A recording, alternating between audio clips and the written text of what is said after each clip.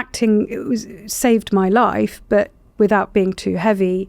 I also am a firm believer in God, and I think that my faith gave me the ability to feel loved when human beings in society were pretty cruel. And if you still feel loved, that you are worthy and that you have a right to be here, and that you're a child of the universe or a child of God or whatever you want to call it, then you feel lucky. You just feel lucky. Yeah. You don't feel sorry for yourself. You don't feel bad. You're just like, this rocks. Life is actually pretty cool. Prepare your ears, humans. Happy, Sad, Confused begins now. Hey guys, it's Josh. Welcome to another edition of Happy, Sad, Confused. Today on the show, one of the true standout performances in the Odyssey. We are highlighting the great Samantha Morton today. An amazing career. Sweet and Lowdown, Minority Report, 2 Oscar nominations, and maybe another to come for this one. Thanks, guys, as always, for checking out the podcast. We've been really diving into the Odyssey a lot. We, of course, had Matt Damon and Chris Nolan for some brief conversations, and today it is the deep dive with one of the great actors, Samantha Morton. If you know, you know. She's accumulated quite the filmography, and we dive into quite a bit of it today. Before we get to that, though, a quick reminder, as always, remember to check out the Patreon, patreon.com/happysadconfused. Early access to every episode, including this one in the space-time continuum. You would have seen this already, trust me. You also get access to our live events in New York and Los Angeles, merch, bonus materials, all sorts of fun stuff. Check it out, patreon.com/happysadconfused. Okay, so a little bit more on Samantha Morton. If you listen to this podcast, you know her work, but I'm just going to say it. She's been one of those like consistently, maybe under the radar performers for many decades now, dating back to her breakout leading role alongside Sean Penn in the Woody Allen movie Sweet and Lowdown. She got an Oscar nomination for that. She then got an Oscar nomination for In America, but you've seen her in Minority Report, in The Walking Dead, in so much on television and film. She's one of those people that is just always reliable, and maybe we take for granted a little bit. Well, we don't take her for granted after seeing The Odyssey, because in a film filled with standout sequences, for my money, the Cersei sequence, she plays Cersei, is a true moment. It's a true, exhibition of horror and acting and all the tools that Christopher Nolan and his actors bring to the fore. It's an amazing sequence that people have been talking about since it started the screen, and I think it is going to get Samantha some hopefully justifiable awards attention as the season continues. It's a long way to go, but she, for my money, delivers one of the best scene-stealing performances of the year so far. So, without any further ado, she's so sweet, she's so honest, she's such a great actor. I'm so thrilled she came on the podcast for the very first time. It is me and Samantha Morton. Enjoy. Samantha Morton, should we do this? Hello. It's so nice to meet you. It's great to meet you. Long-time fan, first-time caller. I'm so thrilled to have you on Happy, Sad, Confused for the first time and for a very good cause. Congratulations on the Odyssey, but we're going to cover a lot today. This is your life, Samantha Morton. Oh, my goodness. Okay. Hello. Right. First of all, we were just talking before. You're not a New Yorker anymore, but you have spent some time here. You used to be. Yeah, I was here. I was lucky. I was like on the side of a bus because I was doing like an A&E show when I was 19. I played Jane Eyre. Right. And I'd also done like Emma before, where I played Harriet. And they I think Kate Beckinsale couldn't do the press in LA for whatever reason. So I got her ticket to go to LA, and I loved that. And then I got to come with Jane Eyre, and I didn't leave. I was naughty. I kind of sofa surfed, and then I got a job. And then I got another job, and then I got another job, and then I got a visa, and I stayed. And not so long thereafter, in the sequence of events, is a film I love was In America, which was obviously shot here. That was a long time ago. Yeah. Some of it was shot here, and then the rest Dublin doubled for Alphabet City. I think it was freezing. We were like in shorts and t-shirt with everyone spraying us like we were really hot, and it was well done. Movie magic worked on young Josh Horowitz. I was fooled. Yeah. And we were saying before, we do bond because we both are proof that you don't have to drive to function as an adult. No, I never learned how to drive, and I think that's because I've been acting since I was 12. Right. So I left school at 12, appalling education, because back then on film sets in England you didn't get a tutor. So I just carried on working. And then it sounds really whatever, but I was always on a minibus or had a driver. Right. Because these TV shows, you just get driven to work and then driven home. And because, touch wood, lucky for me, I've always worked, I never got the time to learn how to drive. Well, if both our careers hit a horrible moment, which they won't, but maybe we could take driving lessons together. We can help each other out. Do like a crash course. Yeah. Well, excuse the word, crash. Yeah, but yeah, let's avoid the crashing. Yeah. They call them crash courses, don't they? They do. The reason that brings you here today is a very good reason. You're part of like a true phenomenon. We're in the middle. As we tape this, the Odyssey has just opened just a couple days ago.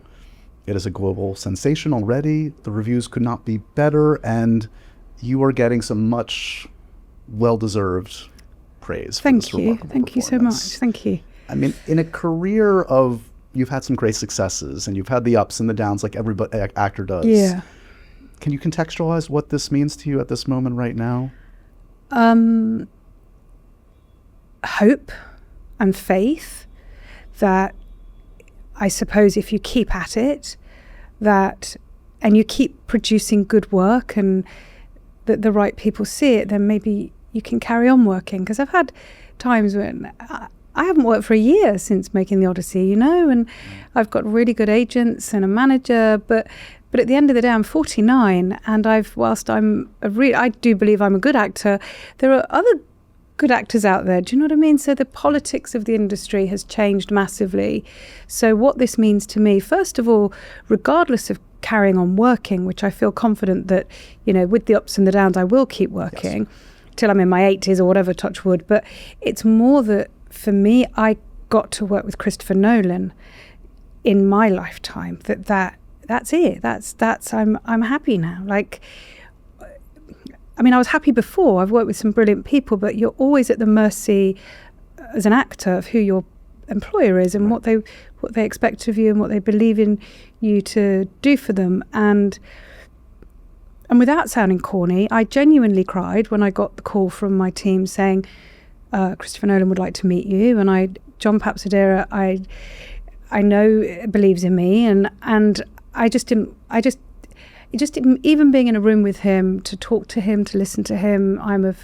Like yourself, I'm obsessed with cinema. I have been since I was very, very little. It's my savior. It's my life. It's if I wasn't an actress, I'd do anything on a film set just to watch the magic and just watch it happen. So, and it's the Odyssey, so being part of something that is bigger than any individual is really important in this day and age. It's because we live in the age of the I, the me, the Instagram, the selfie, the ego, and the Odyssey is the opposite of that. Right.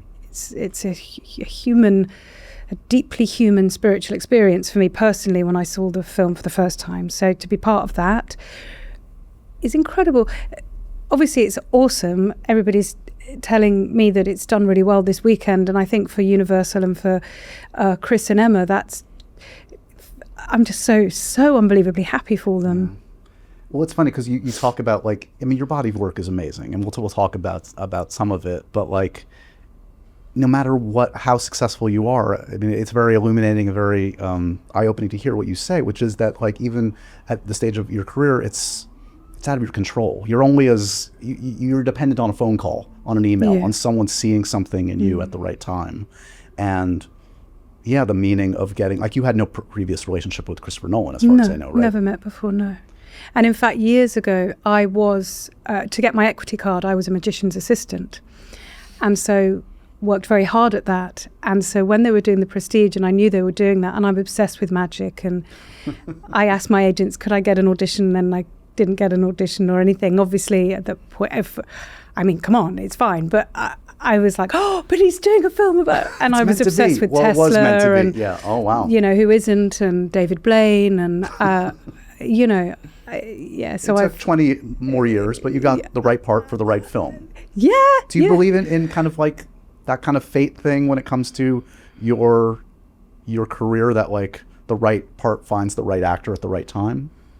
I'm not sure. Yeah. I think that life and art have a really bizarre way of intertwining, and what's for you won't pass you, but sometimes it's hard to know that in the time because there have been times when things haven't worked out and I've been very sad, both creatively and financially, because I have 3 children and a mortgage and life, and it's a shame about that. But ultimately, I think if you are earnest and you have dignity and compassion, and you're, as I say, you're a good egg, and you keep being a good egg, hopefully the rules of something make it that you do get these moments to cherish forever, because they're few and far between. And I think becoming very successful at 16, which is what happened to me in England, where I couldn't walk down the street and the fame was weird. I then retreated. I didn't like it. And I wanted to be in cinema. That was my dream. And then, so I actively sought to only do independent cinema when I first got an American agent, refused all of the big movies that were coming my way, because I just wanted to work with filmmakers rather than a machine. And I'm not to say that that isn't an amazing opportunity either, but it just didn't suit my temperament at the time. And I felt that they would be better with somebody that knew how to play the game rather than somebody wondering about direction or shots or do you know what I mean? Totally. So then, I think it worked out for the best. We'll be right back with more Happy, Sad, Confused.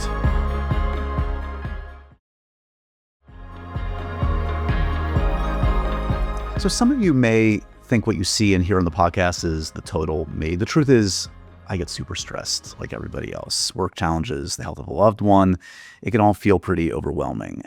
That's why I'm so happy Rula is an ongoing sponsor for Happy, Sad, Confused. It's one thing to find a therapist you like, but then you learn the problem of actually making sure that they take your insurance. Then there are all those online therapy platforms, right? But the truth is that many of them don't work with insurance.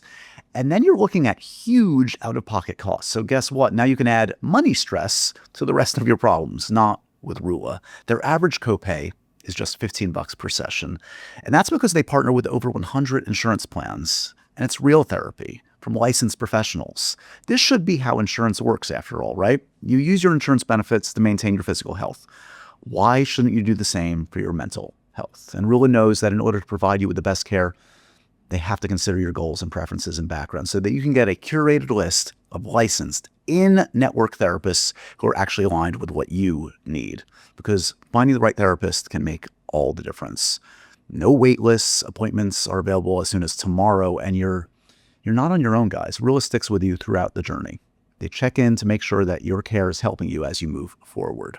So go to rula.com/happy to get started today. That's RULA.com/happy for quality therapy that's covered by insurance. Thousands of people are already using Rula to get affordable, high-quality therapy that's actually covered by insurance. Visit rula.com/happy to get started. And after you sign up, you'll be asked how you heard about them. Please support our show and let them know we sent you. That's Rula, RULA.com/happy. You deserve mental health care that works with you, not against your budget. Well, it's August, guys, so it kind of feels like the perfect time for a reset right before the fall comes. And a fun place for me to reset is with my closet. And Quince makes it easy and affordable. That's why I'm thrilled they are a sponsor of Happy, Sad, Confused. Quince specializes in those everyday staples that you get a ton of use out of. What I love about them, though, is that they value quality and style. All of their pieces are versatile and timeless. You can seamlessly use them at work and then for a night out just hanging with friends and family. Quince makes it easy to upgrade your wardrobe. I'm talking about premium denim, tailored chinos with the perfect kind of fit and fabric you'd expect, frankly, from a luxury designer brand. But with Quince, they're just $60. In fact, everything at Quince is priced 50 to 80% less than similar brands. They do that by working with ethical factories and cutting out the middlemen. So no brand markups here, just high quality. I have so many pieces from Quince that I use all the time, frankly. Sweaters, pants. I have a linen jacket that's become my go-to the last few months. The fit, the material, it's honestly perfect. And like I said, these are just everyday clothes that you're actually going to get a ton of use out of. Plus, Quince has become my go-to for everything from hotel quality bedding and bath essentials to premium cookware and travel must-haves. So upgrade your everyday. Download the Quince app for app-exclusive offers or go to quince.com/happysad. Get free shipping on your order and 365-day returns. Now available in Canada and the UK too. That's QUINCE.com/happysad. Let's talk a little bit about this specific role and why people are talking about it. I mean, it's in a film filled with standout sequences.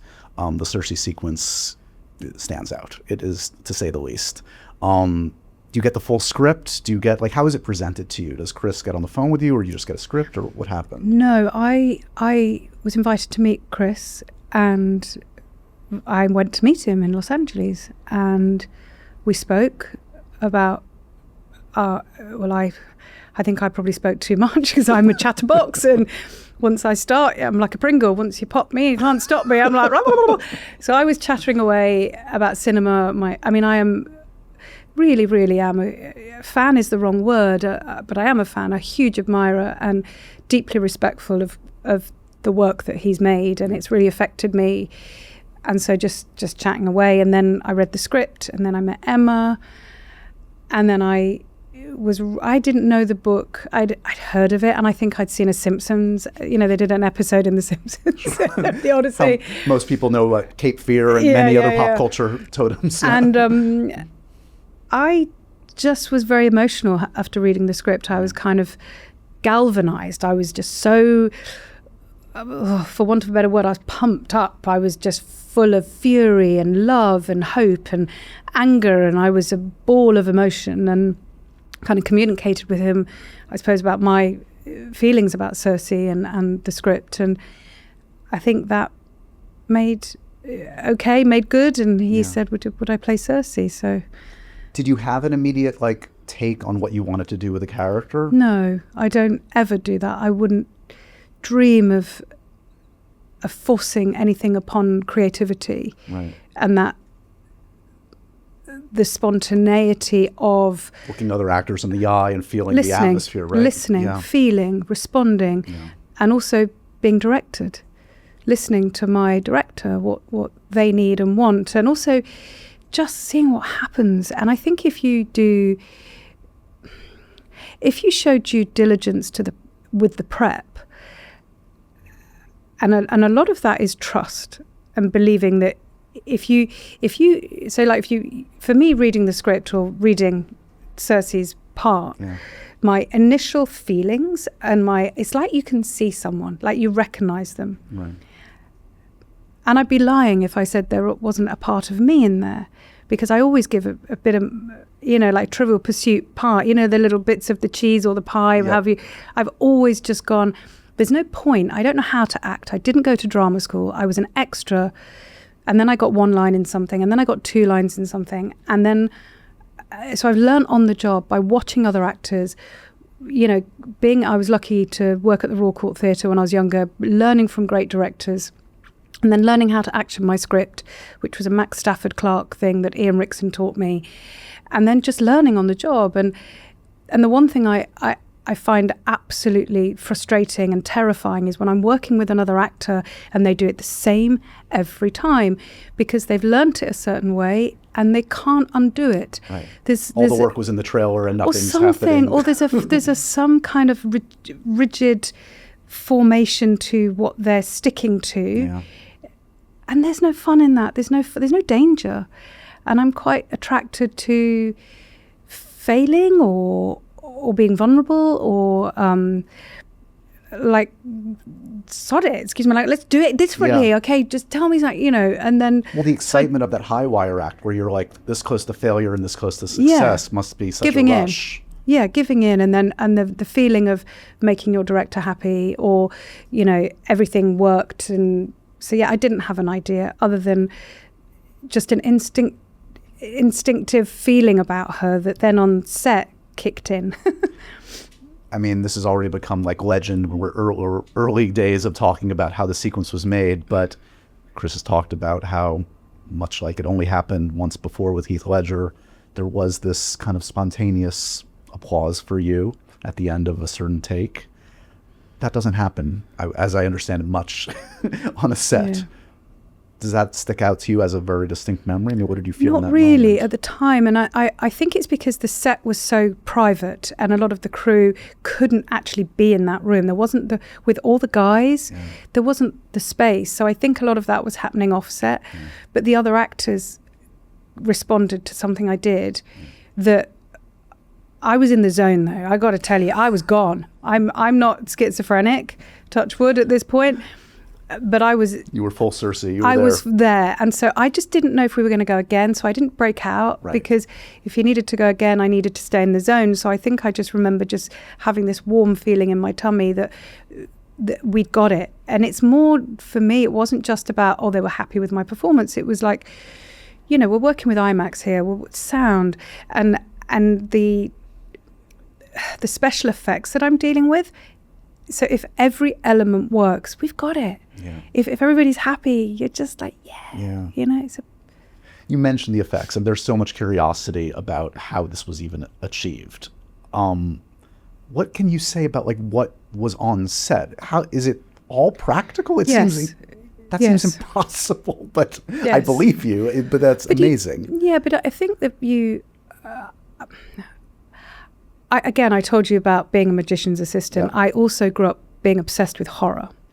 I mean, obsessed. And The Exorcist is possibly my favorite film of all time. And then you're going into 2001 and then probably Interstellar, that world for me. And I grew up, my stepdad had an illegal video store. Right. So I was watching, The Witch, aka Superstition, or The Evil Dead, and Night of the Living Dead. And I've always been obsessed with creatures, and I watched it far too young, but American Werewolf in London. And when Jack transforms in that front room in the flat in London, it blew my mind. And that's the movie magic for me. So to be, and I was a dancer when I grew up and a gymnast. So all these things, to be able to physically work with the practicals is everything to me. I love it. I'm excited, and Chris gave me lots of pointers, and we had rehearsals, and also for Cersei, this idea that it isn't sexual, but it's sensual.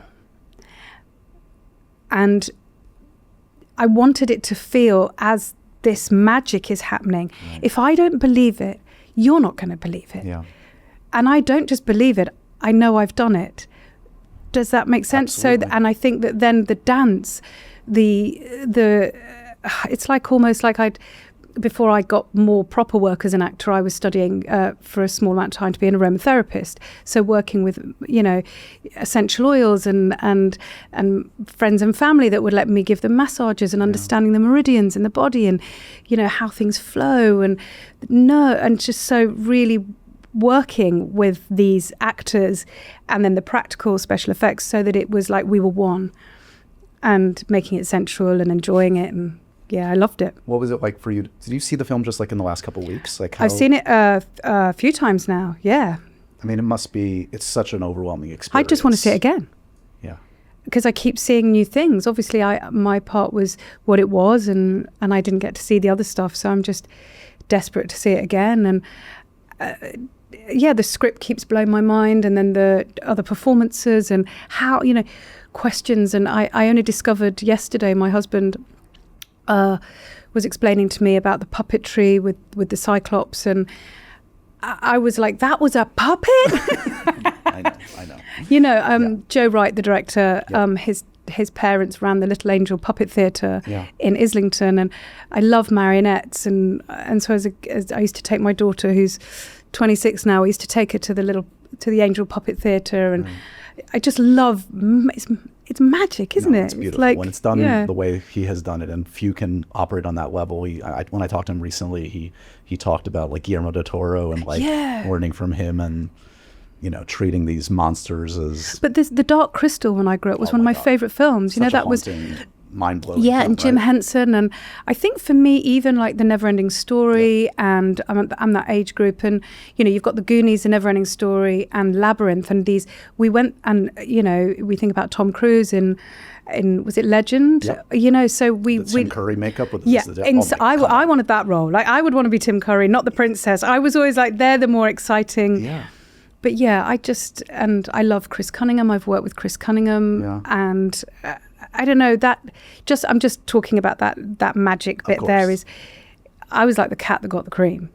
So was film, I mean, look, we can talk about your upbringing, and you've been very open about it. Like, film must have been, I would imagine, film's an escape for all of us. Yeah. Was film especially an escape yeah, for somebody I used to run away from I used to run away from children's homes with my big sister Penny, and we would sneak in the back door of the ABC cinema in Nottingham and hide there all day, because the outside world was pretty gruesome. Yeah. And so that was our safe space. And my earliest memory is watching 2001, and I must have been about 5, and it must have been like a rerun of it. Yeah. And then I watched it over and over. We watched it all day, every day, because it would just be played again and again and again. And then I would hide behind the big velvet curtains and roll down like a roly-poly down the little bank at the front. So my entire childhood was sneaking into the cinema because I couldn't afford it, either as a child to escape what was going on in the real world, or just, wanting to get to the cinema. 100%. A little bit of both, I would imagine, right? Did your path ever cross with Kubrick? I mean, he was still making Eyes Wide Shut. No, I'd never met him, or, obviously, he's, as a photographer as well as a filmmaker, and the dedication to the integrity of his craft, just it's all there. He's one of one. You kind of alluded to this earlier. I mean, is it fair to say that you view this path, this career, acting, as something that kind of saved you? That's something that you needed, especially. Well, there was no other option for me. I was taken into care as a baby because my parents weren't able to look after me, and I have 9 siblings. I'm one of 9, so it was very complex childhood of my dad. When he was in and out of prison, I'd be on a care order, which meant sometimes I'd be living with my dad, and then sometimes he'd go back to prison, and then I'd be back in a foster home. And then at the age of about 9, there was no more foster homes, and I was made a ward of court, which is when the government then own you. And then it was just children's homes because you're not cute anymore, and you can't get a foster family at that point for a long period. So then at about 14, I started running away and living on the streets. And then at 16, I was in a homeless hostel.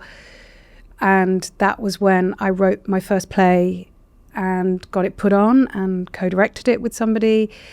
And then the guy it's called Ian Smith, that ran the drama workshop that I was sometimes allowed to go to. Sometimes I was a bit naughty.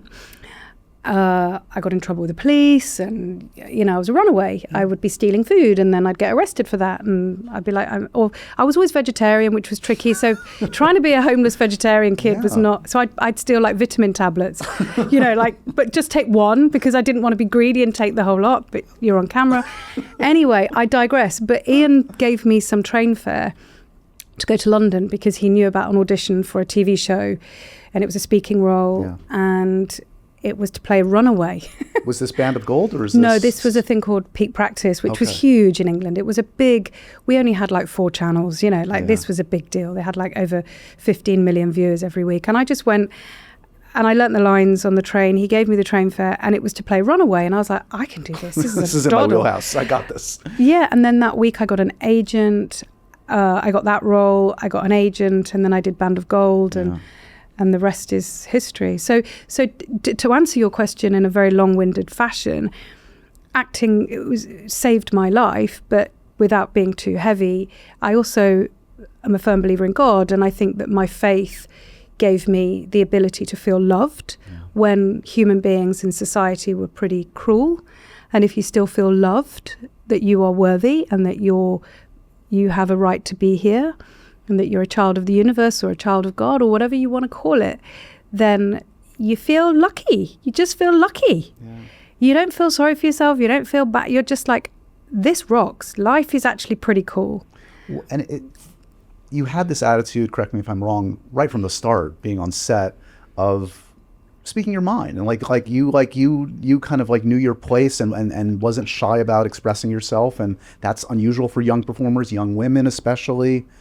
And that got me into a lot of trouble. Right. But I think it's because I didn't have the etiquette, and I've learned that. So if you haven't been to school and then you're entering an adult workplace at the age of, I did kind of soldier when I was 12 and extra work and things like that. And then a play at the Royal Court Theatre, I was 16. And then, as we just talked about, and I didn't have parents, 12 sets of foster parents, different religions, different cultures, children's homes that are ran, they're like carnage, young secure units where there's bars at the window.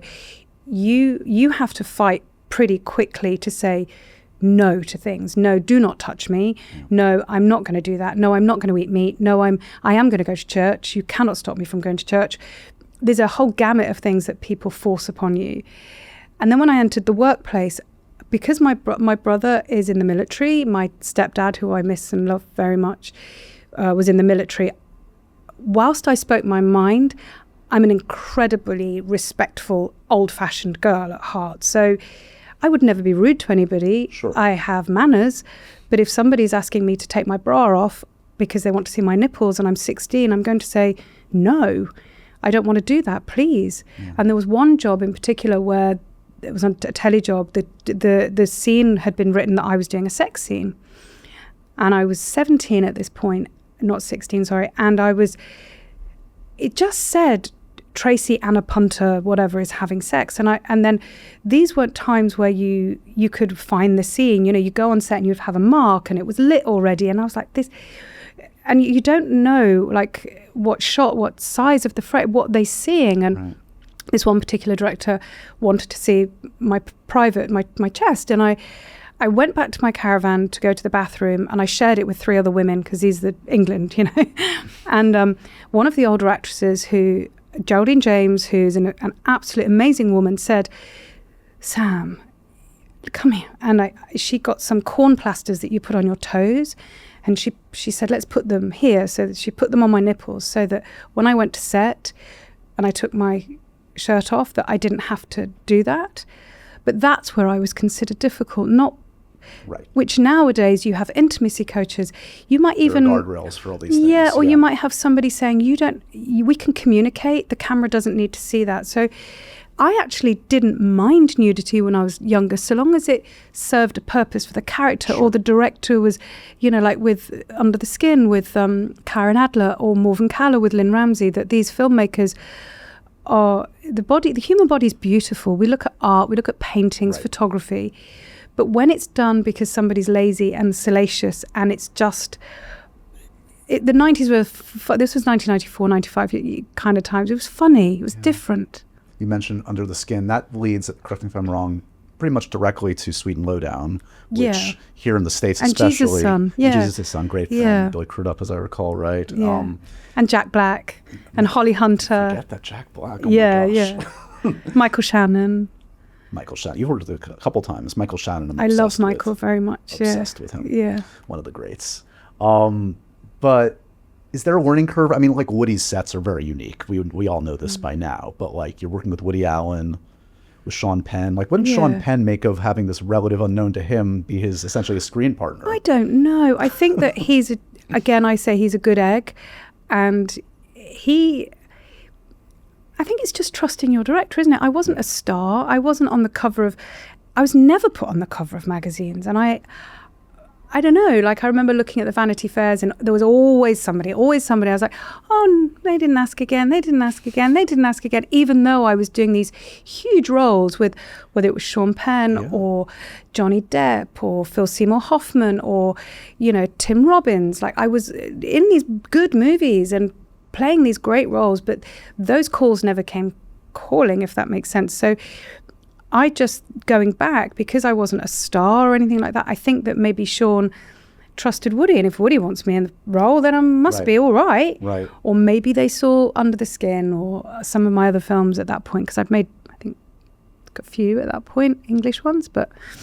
So that leads... I mean, my first leading man was Richard Harris.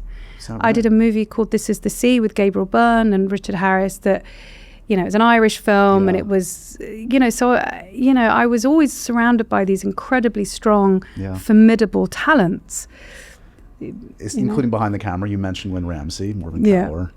And then pretty much around that time, you also worked with Spielberg. You worked with Spielberg on Minority Report, which is a film that I positively adore. It's a great film, isn't it? And I saw it. I didn't see it properly at the time. I don't like watching myself. I saw it recently. It is awesome. It's phenomenal. Yeah, it's like kind of his film noir. I'm actually doing a Q&A with Spielberg tomorrow. Oh, would you say hello? Of course we'll say Hopefully hello. he'll remember me. It's I think he well, will. it's a long time ago. He works with a lot of actors, and I did just a little role. So you were amazing, Agatha Thank the precog. I mean, it's. I think you have maybe the best. I'm not even going to call it a line reading. It's a word reading. You screaming to Tom Cruise, "Run!" Oh yeah. Really stands out. Do you remember anything? Was that like a specific stage direction in how you delivered that line? Well, it just was in capitals in the script. It's like you're nothing if not obedient to the script. Yeah, I mean, okay. Yeah, it said run in capitals with a few N's and an exclamation mark. I was like, we gotta do this. I can do that. Yeah, and I think it just happened. You were responsible. I mean, Tom had run before that in his career, but I think that emphatic run made him the great runner he is in subsequent movies. It's all due to you, Samantha. Oh, why, thank you very much. More Happy, Sad, Confused coming up.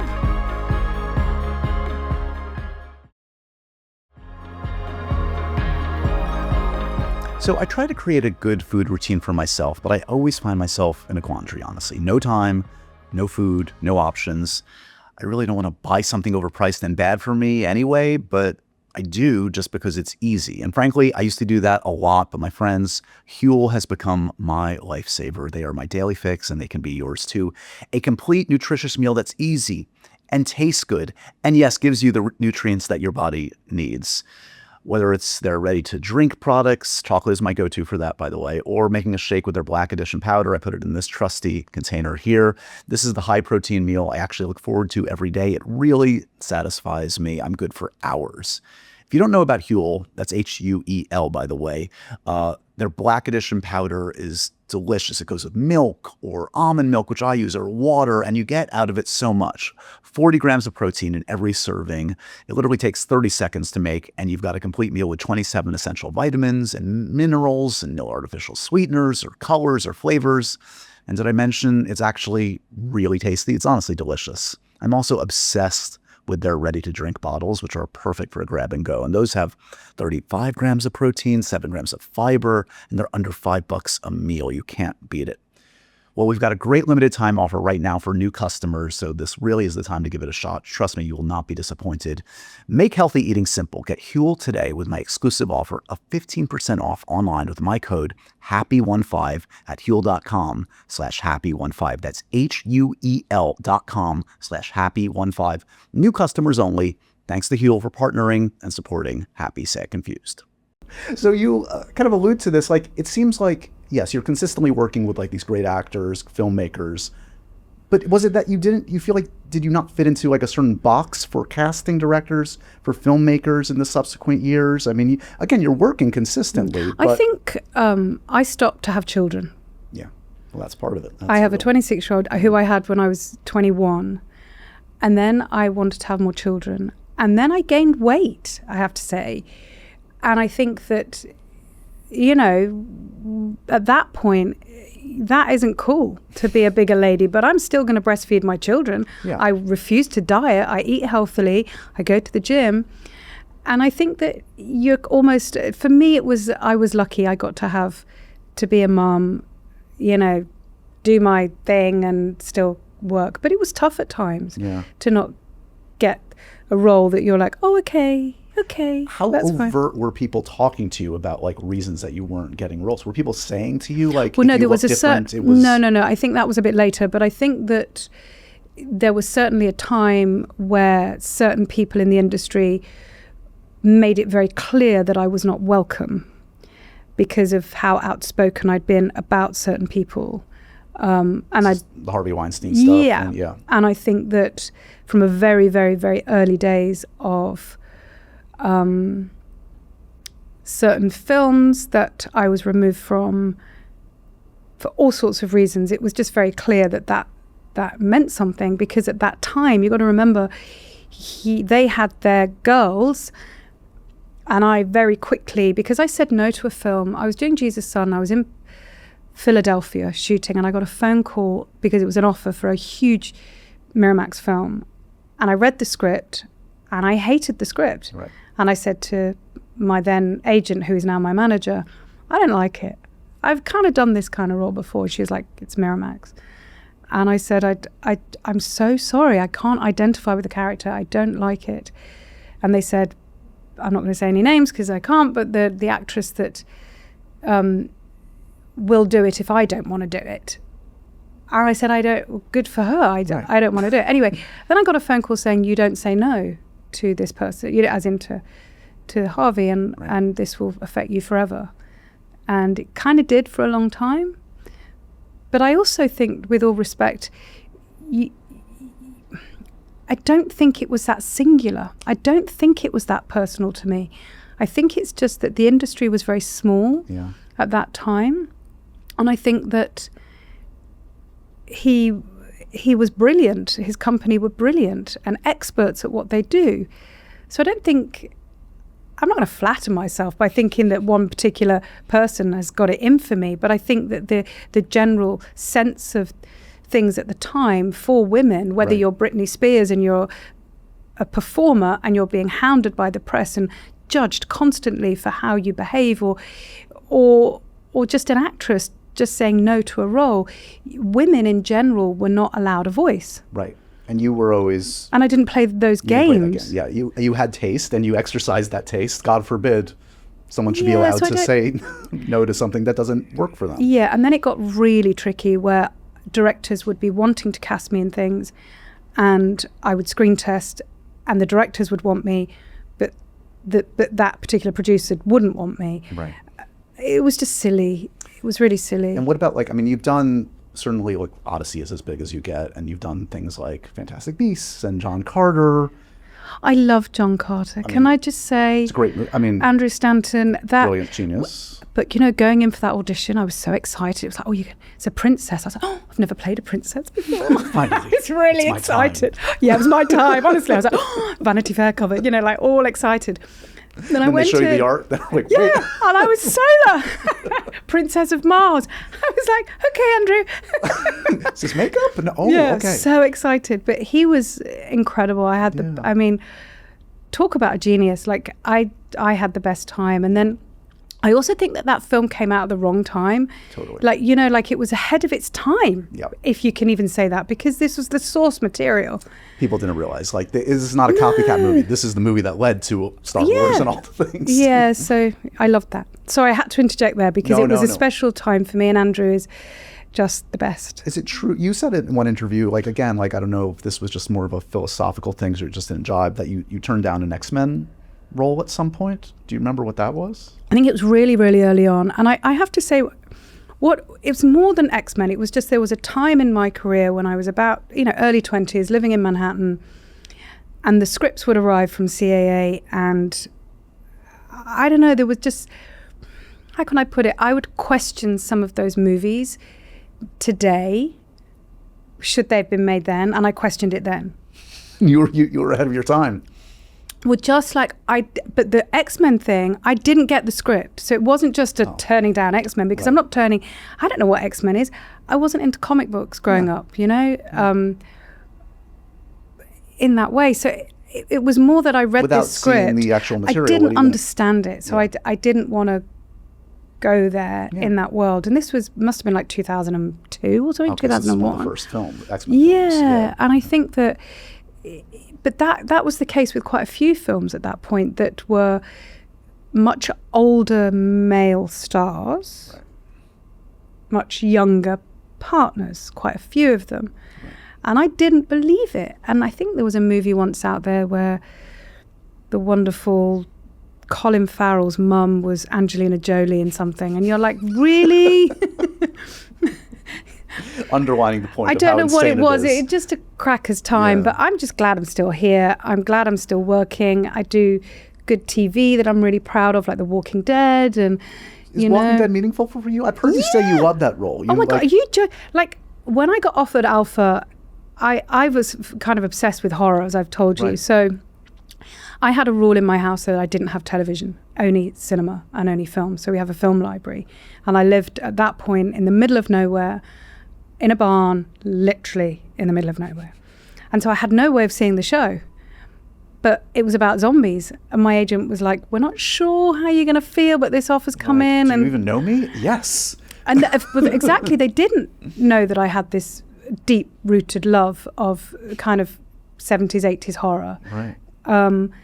So I spoke with Angela, and it was to be, and I relished that role and those people and that time, and I was really sad when it was like, okay, you got to go now. This is done. So 3 years in Atlanta, and I was so sad. It's a role of a lifetime, We got to get Chris to make a full-on horror movie. I mean, he demonstrates that he has the chops.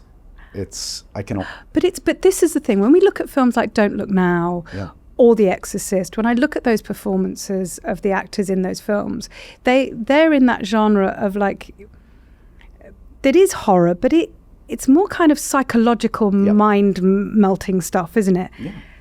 I think that's where my head's at. I don't like just horror where it's just slasher or kind of bringing it down to some weird two-dimensional thing, if The Exorcist were released today, Ellen Burstyn is getting a campaign, could win. Yeah, with the Academy. Well, I mean, it's extraordinary, but it's because it's the primal fears of light and dark.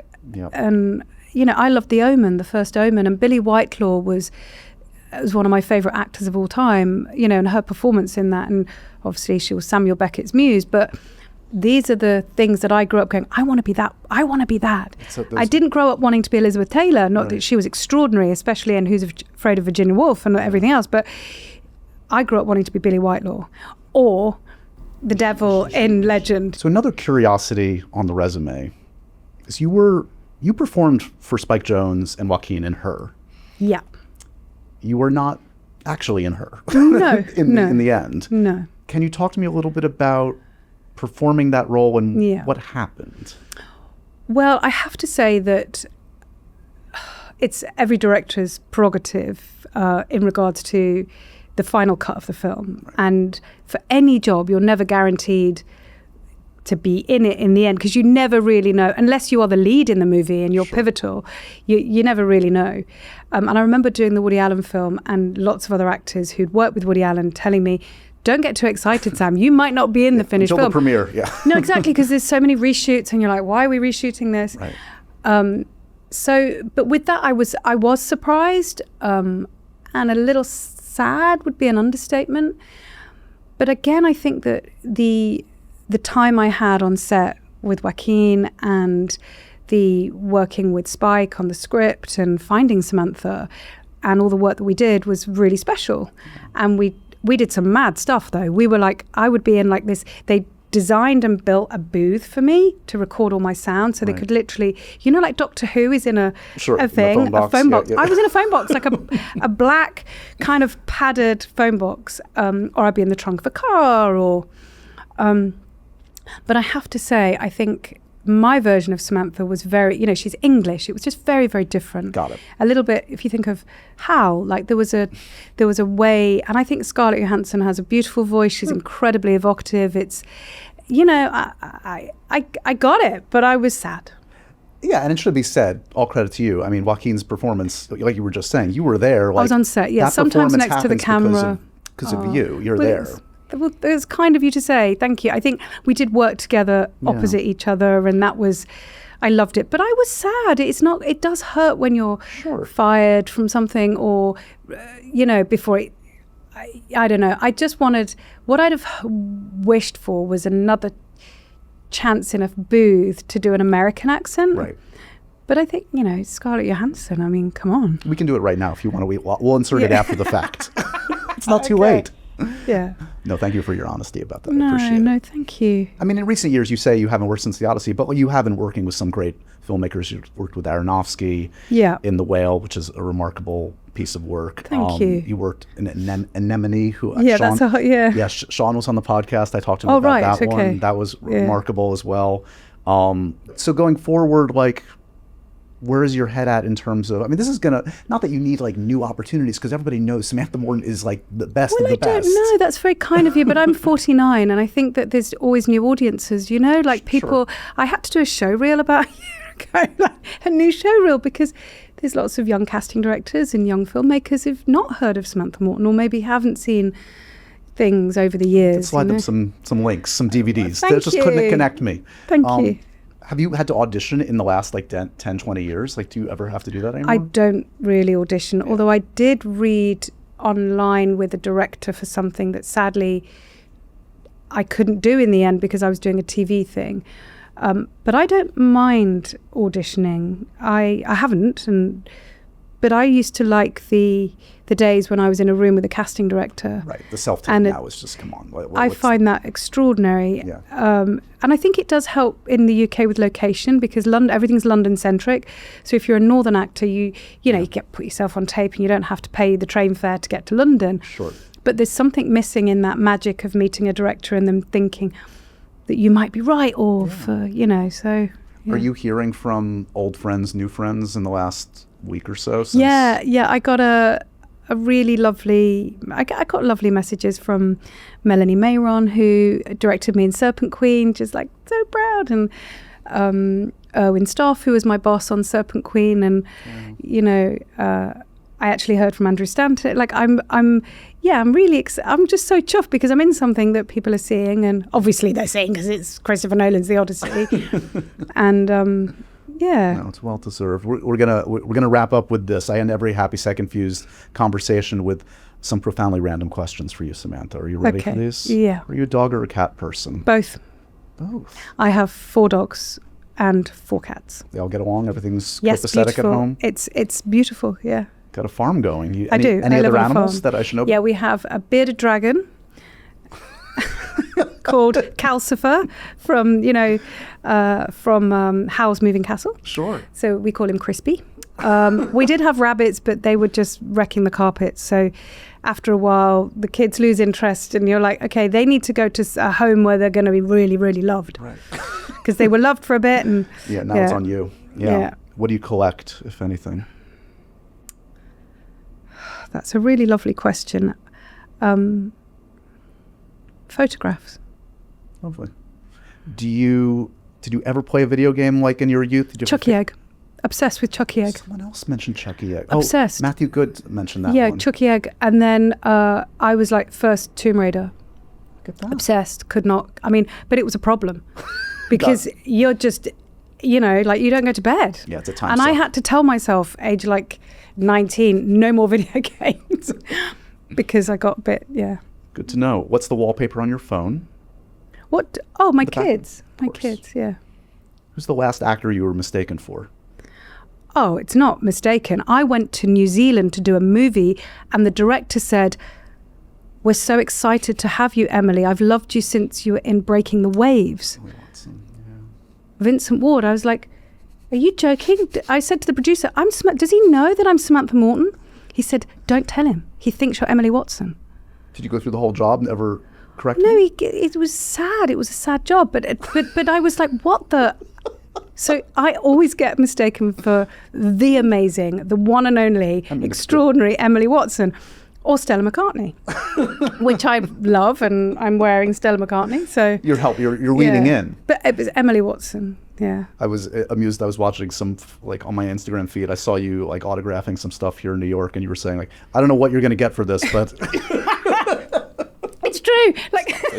No, it's true. There's a Funko Pop, and I don't know if it was the Alpha Funko Pop. Yeah, and I was like, but I don't go to conventions, and I'm not on any of the Cameo thing, and I'm very rarely on Instagram. I do go on and I do respond and stuff, but I find it overwhelming. So I don't know how much they're going to get for it. It's a collector's item. But there's not many. It's going up though. This season, it's going up. It's going to go up. It's going to go up. That's good. What's the worst note a director has ever given you? Take off your bra. I want to see your nipples. It's hard to beat that in terms of crappy direction. Yeah. But he had one of those megaphones as well, and he was on an umpire's, like with tennis. Sure. He was on one of those chairs as well. And I was like, I mean, that's happened to me before, but I was like, what? Like, when you can't quite believe that it's happening. What's happening? Yeah. Yeah. And this is when you said you were like 16 or something? No, that was a different one. I was in my 20s for that one. Yeah. Not cool. It doesn't matter if you're in their 50s or 70s or 90s. No. Okay. And finally, in the spirit of Happy, Sad, Confused, an actor who makes you happy. Matt Damon. Everything he does. Yeah. He's the real deal. I'm speechless because he makes it look like he's not doing anything. Yeah. whether he makes it look like that or just he possesses this ability to transform. He's like the air. He's like just pure energy, but in whatever distilled form. Yeah. And I remember seeing Good Will Hunting and just sobbing, and then watching it again, and then watching it again, and then, I